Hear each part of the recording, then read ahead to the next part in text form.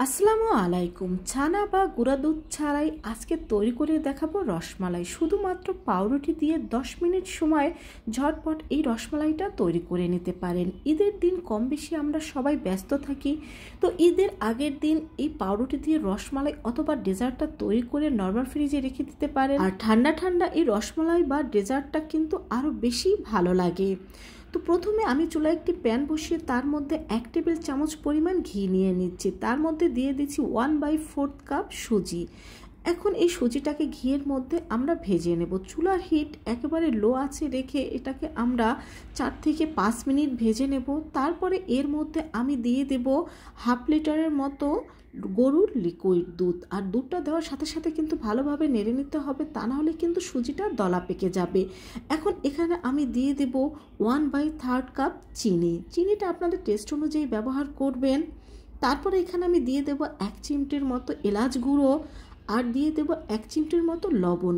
যারা মিষ্টির মধ্যে লবণ খেতে পছন্দ করেন না তারা কিন্তু স্কিপ করতে পারেন। দিয়ে দিচ্ছি এখানে আমি 1/4 কাপ গুঁড়া দুধ। এই গুঁড়া দুধটা আপনারা চাইলে স্কিপ করতে পারেন, তবে দিলে এর টেস্ট ভালো হবে। তো সুজিটা রান্না করতে করতে যখন এরকম ঘন হয়ে আসবে তখন এটাকে আমরা চুলা থেকে নামিয়ে নেব। আর ঠান্ডা হওয়ার পর কিন্তু এটা আরও ঘন হয়ে যাবে।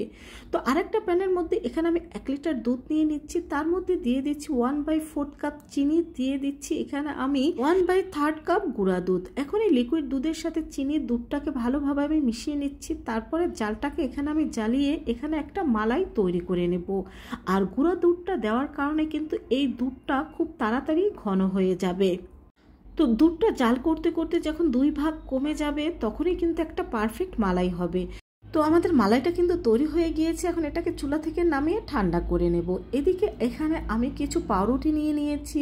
আমি এখানে বড় সাইজের পাউরুটি নিয়ে নিয়েছি, আপনারা চাইলে যে কোনো সাইজের পাউরুটি নিতে পারেন। এখন এই দুটো দুটো করে পাউরুটি আমি নিয়ে নেব। আর এখানে একটা কুকি কাটার নিয়ে নিচ্ছি। এই কুকি কাটার দিয়ে এই পাউরুটির মধ্যে আমি ঠিক এইভাবে করে কেটে নেব। আর এখানে একটা পাউরুটি দিয়ে এরকম আমি 2টা গোল শেপের পাউরুটি কেটে নিতে পারবো। আর যদি ছোট সাইজের পাউরুটি হয় সেক্ষেত্রে আপনারা মাঝ বরাবর কেটে একটা পাউরুটি এরকম গোল করে কেটে নিতে পারেন। আর আমি যতগুলো পাউরুটি নিয়ে নিয়েছিলাম সবগুলো পাউরুটি কিন্তু এরকম গোল করে কেটে নেব। তো সবগুলো পাউরুটি কিন্তু আমি এরকম গোল করে কেটে নিয়েছি। এদিকে আমরা যে সুজিটা রান্না করেছিলাম সেই সুজিটা একটা বাটিতে নিয়ে নিয়েছি। এখন এখান থেকে 1 পিস করে আমি পাউরুটি নিয়ে নেব। আর পাউরুটির ওপর এইভাবে করে আমি সুজিটা দিয়ে দেব।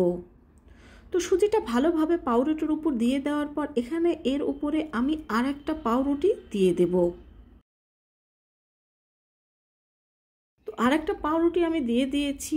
আর তোমাদের এটা তৈরি করার ক্ষেত্রে যদি কিছুটা ড্রাই মনে হয় সেক্ষেত্রে কিন্তু তোমরা পাউরুটির গায়ে কিছুটা পানি লাগিয়ে নিতে পারো। আর এইভাবে করে কিন্তু আমি সবগুলো রসমালাই বা ডেজার্ট তৈরি করে নেব।